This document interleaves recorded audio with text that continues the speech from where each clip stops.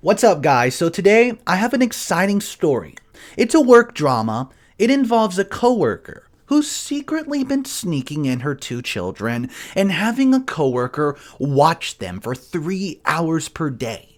And then when she takes those kids to daycare, she doesn't even clock out for it, and you will not believe how she got this coworker to agree to watch the children. Guys, this story is insane. I hope that you guys are having an amazing day. Let's jump right into this story. I was hired at a company in January to build a department that provides support internally to other departments. This role is new and meant to provide support so that other departments can focus on higher level work. I was expected to expand to 3 direct reports by December, but right now I only have one direct report, Mary. Mary was the company receptionist for 2 years, and I barely interacted with her before I interviewed her. There was a lot of pressure to hire her since the company culture focuses on upward movement for employees. Her interview went well, and I spoke to her manager and he told me Mary is smart, gets all her work done promptly, and is eager to try new things, but has issues coming into work on time. Since that's not a factor in my department, which has more flexibility than the front desk, I hired her. She was a great employee for all the reasons that her previous manager mentioned, but then the scandal happened. See, Mary has 3 kids under the age of 6, which is why coming in on time's difficult. I have no problem with her coming in later than 8, but when she was a receptionist, she was often late and went on a PIP at one point, which was not disclosed to me before hiring her. To counteract that, she secretly brought her kids into work for over a year and forced the CFO's executive assistant to watch them in a back room when her daily 8 a.m. check-in with HR happened, which was part of her PIP. And then EA had to cover the front desk while Mary drove her kids to preschool. I say forced because the EA complained, and the CFO, which is Mary's aunt, threatened to fire the EA for causes with no reference if she told anyone. 2 weeks after I hired Mary, the EA put in her notice and lodged a complaint with HR and told everyone what had happened. Mary's reputation has suffered and no one trusts her, which makes it really difficult for her to support any other departments. People started counting the hours that she's here and pointing out that she works less than 40 hours a week. I've spoken to a few people and pointedly told them that it isn't their role to manage her on or off time, and they need to stop immediately. Well, this has helped a bit, but I can tell there's an undercurrent and people are subtly refusing to work. Especially with her, refuse to open support tickets or try to get me instead of her. And when they're forced to open tickets, they make snide remarks to her, which I've witnessed in person and spoke to them and their managers about.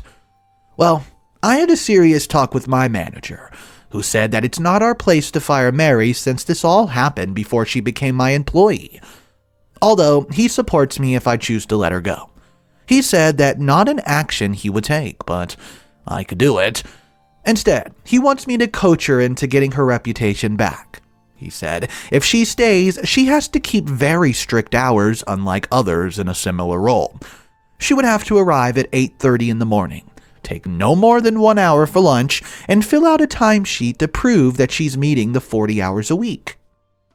So, I spoke to her and laid out those terms, saying that this is a requirement of the role, and that this is a debacle, and it's causing a serious lack of trust, not only between Mary and others in the organization, but between Mary and me as well. Since her previous conduct was, well, unethical, I made it clear that this job is on the line, and I laid it out the exact expectations I have for her. Ticket response times, general conduct, and anything else, especially the timesheet. I can see Mary chafing under the timesheets and hours restrictions that she did not have for the past 2 months. And there's tension between us. The quality of her work is the same, but the amount has gone down drastically since people stopped putting in tickets, unless they have to. And my boss has told me that at the current level of tickets, a department of 3 reports would not make sense. This was a job I really wanted to love, but instead I feel resentful that Mary's actions seem to be negatively impacting my future job growth at this company. I've spoken with some department heads about ticket request reducing so drastically, and 75% said they talked to their teams about it. But the rest basically told me that they won't force their teams to work with Mary. The CFO is being evaluated by the board, and I doubt she'll be here much longer. I feel myself second-guessing my decision. So, should I let Mary go? What's up, guys? Mr. Reddito here. So this is a crazy employee story, and let me just tell ya, this update I'm about to read, things are about to get wild. I know this isn't the typical type of stories you would find on Mr. Reddito Stories, but just so you know, you're going to find more stories like this and other office dramas on Mr. Reddito Office Dramas, which you can find the link for in the description below. Make sure you go subscribe to that channel for daily videos of office and work dramas, and let's hop into your update.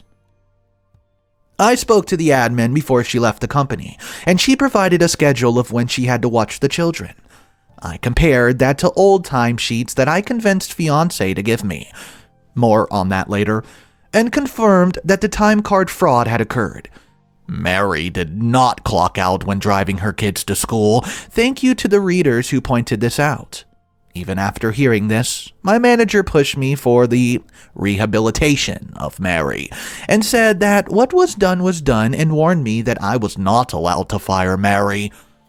Well, I decided if I couldn't fire her, I'd just lay her off.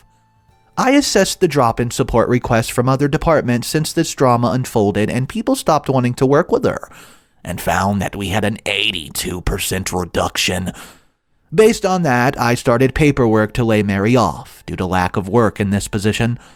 When I presented the data, my boss still said we have to keep her, but the COO, who's taken over since the CFO was put on sabbatical, agreed it was the right decision.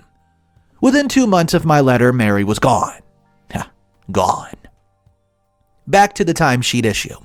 When I was justifying Mary's layoff to the COO and my boss vehemently disagreed with the decision and said that one issue was simply not enough. Off the cuff, I mentioned the time card fraud. The COO investigated after Mary's been laid off and determined that she should have been fired. Because I access private documents from finance. I was fired. I was told by the finance manager that I have to access to her current timesheets as her manager, but her past timesheets were indeed private. I told him that's ridiculous and to give them to me anyways. Well, I guess it's a company policy because when I was fired, the COO specifically said the same policy. Because my boss tried to cover up the time card fraud, he was fired too. After you read my letter, I investigated the room the kids were hidden in. It's a small back room. We used to store extra furniture and the janitor's cleaning chemicals. The room smells like pine saw and bleach, even when the door's open, and has no ventilation system or windows. It's far from the bathroom, and the youngest was still in diapers. Frankly, I don't think this room is safe for children, and I don't want to mother blame or anything. But who would leave their kids here for up to 5 hours a week? The only thing to recommend is the fact that it's by the back door no one uses, because the dumpster partially blocks the walk out to the door, which is how Mary was able to get her kids in and out with no one the wiser. Okay, so let's break this story down and read a few comments. All this was because Mary was related to the CFO. If not that, she would have been out of her butt many months prior. Then the second comment replies to that and says, well, I read what you just said as, the company culture focuses on upward movement for employees. Though, is the corporate speaking for nepotism? That was quickly proven correct. Final comment says, well, and OP's boss was awful, and the COO decided to fire OP in a pig-headed view of policy rather than attack the fact that there was a broader structural issue with their management. Guys, do you agree that OP should have been fired for this? Or maybe given a raise? Let me know your thoughts on that. You can drop them in the comment section, and we'll look at story number 2. Husband, 34 male, got weird about physical affection from me and things escalated quickly. Guys, this story we're about to read next might be one of the craziest and weirdest stories I've ever read. Here it is. I'm a 36-year-old female, and my husband's 34, married for 2 years and together for 5. Used to be very affectionate with each other in a way that was playful, flirty, and warm. A couple months ago, he decided I was too clingy, and that he wanted to be the one to initiate all physical contact from then on out. I don't think that I'm clingy. I initiated hugs and kisses a few times a day with few other casual touches, like hands on the shoulder, but was very far from groping him every second. I know he's also been coming to terms with some issues from a difficult childhood at the time. Not physical abuse, more emotional, abandonment, alienation issues with his parents. So, I wanted to give him space and not make this about me, especially as he promised to continue being regularly affectionate. And he's done so, maybe a bit less than before, but we still have some affectionate touches, initiated by him. Every single day and more intimate activities a couple times a week. Well, used to be more like 3 to 4 times a week, but again, I know he's going through some stuff. A few days ago, I found out at work that I've gotten a big promotion and bonus. When I got home, I was so excited. I threw my arms around him, thereby violating his rule that he needed to be the one to initiate. He immediately pushed me away and got extremely angry. It was not a sexual hug, more like the kind you see sport team members giving each other when they win a big game. I tried to apologize, but he started yelling about how I'm an abuser and traumatizing him. He asked me to leave, so I quietly packed a few things, went to a motel, not wanting things to escalate.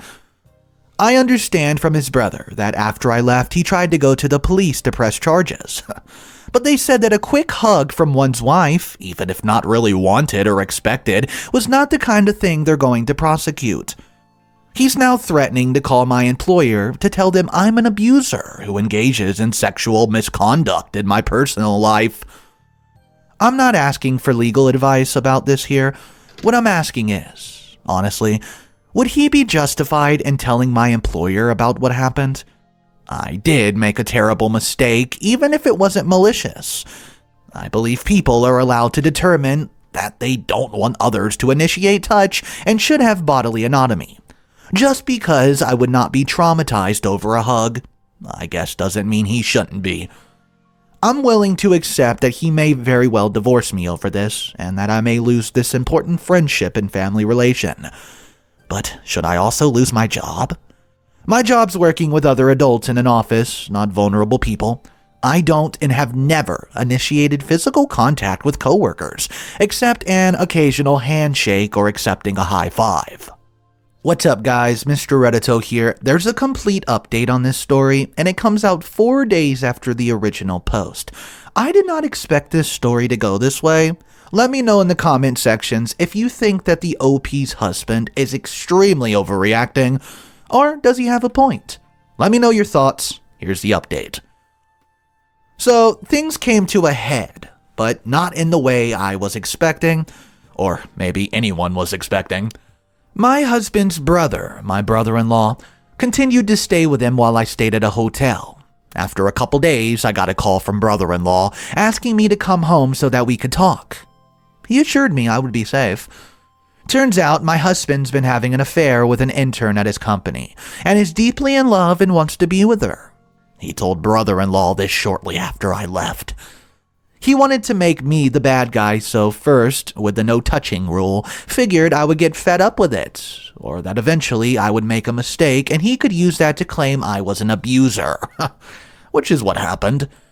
So that I would be the bad guy. I was also a way to reduce intimacy of all types with me, while he was falling out of love with me and in love with his new affair partner. So he made up this stuff about trauma flaring up, and it isn't actually having a psychotic break. Although obviously has some level of mental problems to do something so cruel. For what it's worth, he did apologize. Well, sort of. Said he was just so in love with the other woman and could not deal with hurting me directly by leaving me right away. Yeah, I don't know. So he came up with this plan and just got a little too caught up in, quote, character, his words exactly, when I gave him the mistaken hug with calling me an abuser, making a police report, and threatening my job, my whole livelihood. We sat down and talked about everything with brother-in-law as a mediator, and agreed to do a cordial and quick divorce, dividing assets 50-50. Thankfully, and I really mean this, thankfully, no pets or kids got involved. I know I could probably make things harder for him under the circumstances, but I really just want to move on as soon as possible and put this crap behind me. I have a good job, a good income, and don't need anything from him other than my freedom. ASAP. And, guys, I appreciate everyone who commented in all the messages and apologies from not responding sooner. Even though things went in an unexpected direction, it was so helpful to see what was happening wasn't normal, and also helped me prepare for the truth when it came out. Thank you. I told you guys, that story was just weird. At first, I couldn't understand why her husband was doing that, but the more I read, I was starting to think, this is too many red flags. This guy's up to something. Sure enough, it was an affair. Let's read a comment. What the duck? If someone had decided to take him seriously about pressing charges, there's no guarantee he would have been able to withdraw the complaint. This a-hole literally tried to ruin his ex-wife's life for nothing. Guys, do you agree? Is this person possibly one of the biggest villains that we've had on the channel? I mean, he was in the wrong the whole time and decided to go a step further to try to ruin his ex-wife's life so he could get away with his crime. Drop your comments down below, guys. Let me know exactly what you thought about that one. And our final story that we're going to look at today. Am I the a-hole for telling my wife that leaving her used pad in my brother's bathroom is so inappropriate? My wife and I were invited to my brother's 31st birthday. He's single and lives alone in his apartment. So to give you the heads up, my wife and him do not get along, but they can be civil enough to sit at the same table. So, we went and had dinner and talked and everything was going swell. No argument, nothing, until after my wife went to use the bathroom. Later, my brother went to use the bathroom, then came back looking absolutely horrified. He kept giving me and my wife looks, but I didn't know what was going on till he pulled me aside before we left and told me that my wife had left her used pad in his bathroom. I was shocked and did not know what to say because this felt highly inappropriate. He said he did not appreciate what my wife did and that it was a sign of disrespect towards him. I apologized profoundly and said I didn't know about it. He asked me to speak to her or she would not be welcome in his place anymore. So, we got in the car and I asked my wife about it. She nonchalantly said there's nothing wrong with what she did, and what my brother was just being ridiculous. I'm a woman, and this kind of thing is normal. Well, I kind of flipped on her and told her it's very inappropriate for her to leave such a thing in his place, even if it was in the bathroom and in the trash can, because it made him uncomfortable. Well, she yelled, asking what was she supposed to do, and I told her she could have took it with her and threw it outside, not in his bathroom. That's my brother's place, and he told me how he felt about it. She yelled at me, calling my brother an idiot, and me an a-hole for getting in her face about it. She said she needed to use the bathroom, and it's not like the pad was even visible, since she dumped it in the trash can, which is what a trash can is used for. At home, we still argued about it, and she kept on calling me and my brother names. She's currently not speaking to me, and is avoiding me entirely like a plague. Regardless, I feel like it's his place, and he gets to express what makes him uncomfortable in it. Okay guys, so I think this story was ridiculous. Absolutely not the a-hole for the girl to throw away something in the trash can. That's what a trash can is used for. But let's read this comment. Oh. See, the way you were describing it made it seem like she left it unwrapped on the edge of the counter or something, but she threw it away, dude. It's in the trash bin. That's meant for trash. How could she possibly be in the wrong? So yeah, you are the a-hole OP. I could not agree any more to that comment. If you don't agree with me and you think she shouldn't have thrown it away there, that's perfectly fine. Just tell me why you feel like that in the comment section, guys. That's all the stories I have for you today. If you're not subscribed to the other channels, you can find them in the description below with all the links. And just know, I upload every single day to every single channel, so if you want to listen to more stories, go check out those other two channels, and I hope you guys have an amazing day. I'll see you in the next one.